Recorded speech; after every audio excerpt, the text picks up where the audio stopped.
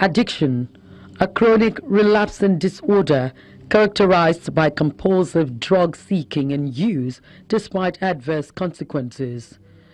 Experts consider it a brain disorder as it involves functional changes to brain circuits involved in reward, stress, and self-control. These changes may last a long time after a person has stopped taking drugs.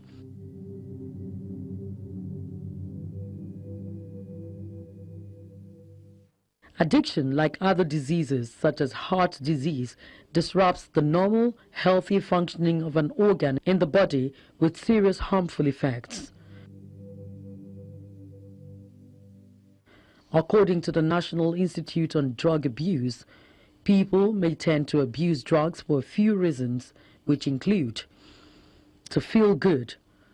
Drugs here can produce intense feelings of pleasure. This initial euphoria is followed by other effects which differ with the type of drug used. For instance, with stimulants such as cocaine, the high is followed by feelings of power, self-confidence, and increased energy. In contrast, the euphoria caused by opioids such as heroin is followed by feelings of relaxation and satisfaction. To feel better. Some people who suffer from social anxiety, stress, and depression start using drugs to try to feel less anxious. Stress can play a major role in starting and continuing drug use, as well as relapse in patients recovering from addiction.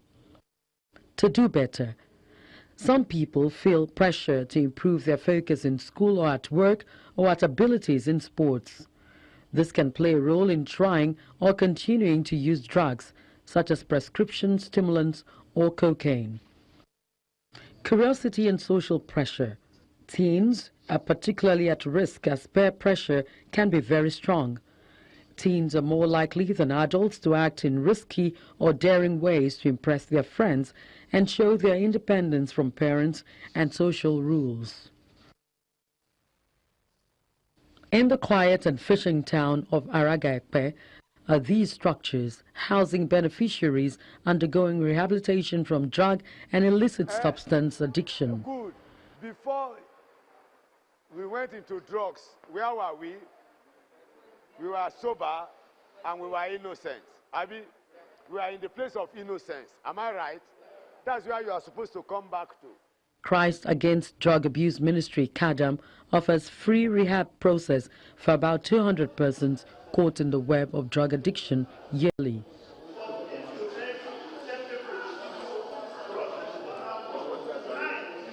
In this hall are those gradually winning the battle against addiction.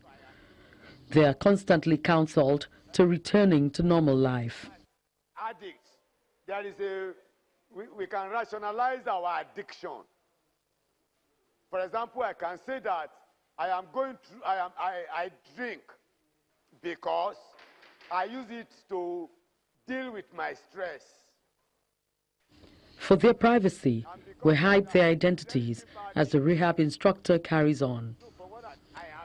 Some still need an assurance that their decision to stay clean is not a wrong one. We all know addiction is a mental problem, right? It's a mental disease.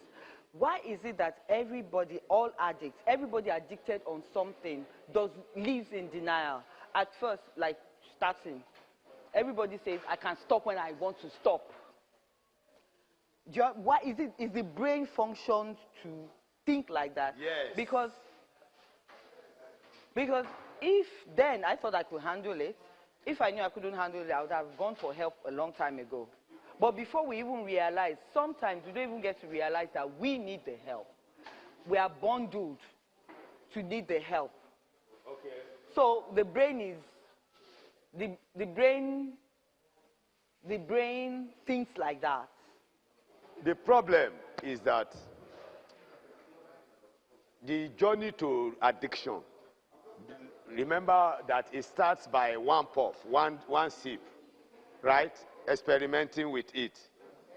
At that point, there is something we want it to do for us, right? I have low self-esteem. I think if I take this substance, it will boost my self-esteem. So when I take it, it makes me feel good. That means I now have right self-esteem. That's why I go for it again. That's why I begin to think that it is not really a problem, because it has solved a problem for me. For CADAM, a faith-based NGO called In the Christ same hall Against is Drug another Abuse gathering. Ministry. It's in commemoration of the International Day Against Drug Abuse and Illicit Trafficking. The menace of drug and substance abuse has taken a new dimension, with more of our youth population daily getting involved with little or no remorse at all. One will readily arrogate this to youthful exuberance and rising culture, and of course, lack of awareness of the health implications of what they're doing. The trend has become worrisome. Indeed, we are like in an epidemic. Therefore, this press conference and the activities of this year is therefore a wake-up call for all hands to be on deck towards rescuing a population under siege. It is therefore not a surprise that major stakeholders in health, justice, and society have been coming together at different fora to find sustainable solution to this campaign, rampaging scourge that seeks to devour our youths and destroy our nation and the future of the world. This therefore resonates with the theme for this year's World Drugs Day. Let me take you a few decades back, when illicit drug discussions and reports were primarily around people trafficking in drugs. Then what you will probably hear or read about is a drug courier that was apprehended living or passing through the country. During that period, our problem was how to reduce drug supply. It was uncommon at the time to see people freely engaging in drug use. Even those involved were mostly smoking marijuana, that is cannabis or Indian hemp, as it is generally known, while just a few could afford cocaine and heroin. At that time, our nation was a transit point. But most unfortunately, by 2013, the NDLA itself declared Nigeria a user nation. But let us all beware. At this point in time in this country, there are places in this country where drugs are manufactured, like methamphetamine. So, caution is required. Record also shows a high percent of opioid abusers in Nigeria. This is twice the global average percentage. Nigeria is rated 7th in the production of cannabis. Alas, we have become a big user of illicit drugs. The abuse has been broadened to now include prescription medications, which were hitherto unknown before, like opioid analgesic, tramadol, codeine-containing cough syrups, and benzodiazepines. In fact, 14% of the world's population of opioid abusers are Nigerians. This should worry us. Some other non-conventional substances are also commonly abused, like inhalants, lizard dung, and biogeneric fumes. It will shock you to know that people go to the toilet, pit latrine in the morning to inhale the fumes.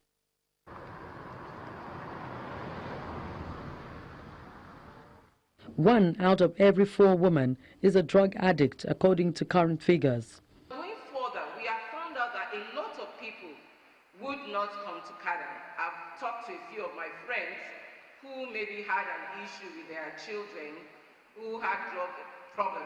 And I said, why haven't you considered CADAM? And they go, no, I won't take them to CADAM. So where do they take them? They take them outside Nigeria to some expensive, rehabilitation center. And why do they do this? It has to do with an ego thing, CADAM backs the call for the decriminalization of drug use. According to this group, drug addicts are like any other sick person who needs help rather than sanctions. There is the United Nations policy on this, saying that those that are into drug abuse are victims. And victims, being victims, they are like sick persons.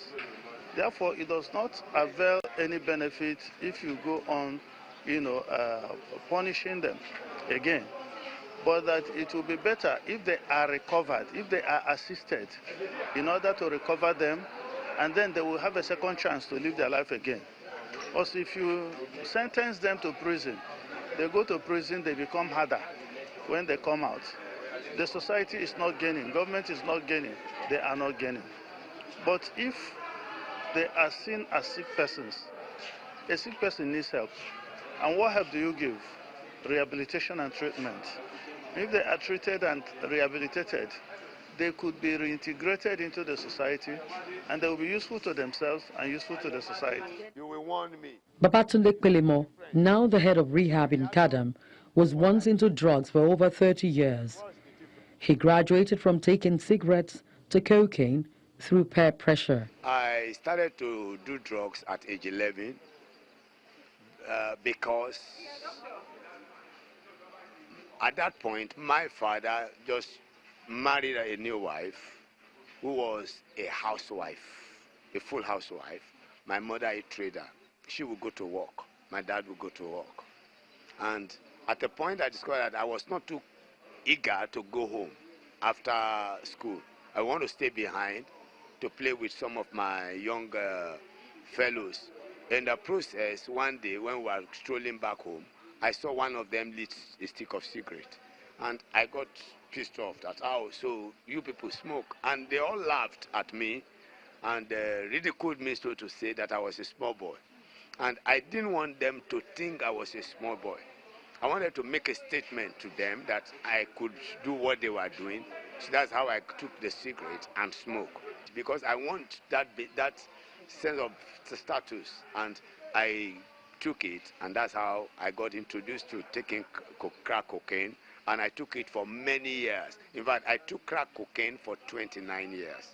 In all, plus my drug use and all of that, about 30-something years. What's the saddest moment you can recall in your days of drug abuse? My saddest moment was when I lost my wife.